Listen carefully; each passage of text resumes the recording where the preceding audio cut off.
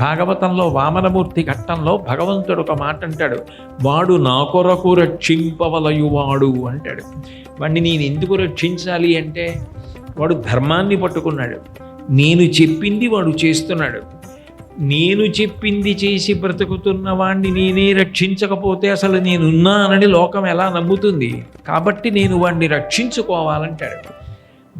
మన మహాభారతంలో ధర్మరాజు గారు, భీముడు, అర్జునుడు, నకులుడు, సహదేవుడు వీళ్ళైదుగురు ఎంతసేపు పూజ చేశారు అంటే, ఎంతసేపు పూజ చేశారన్నది కాదు ప్రశ్న, భగవంతుడు చెప్పినట్లు బ్రతికారా లేదా అన్నది ప్రశ్న. భగవంతుడు ఎట్లా చెప్పాడో అట్లాగే వాళ్ళు బ్రతికారు. అట్లా బ్రతికారు కాబట్టి వాళ్ళని రక్షించుకోవడం కోసం అవసరమైతే బాణపు దెబ్బలు తాను తిని రక్షించుకున్నాడు.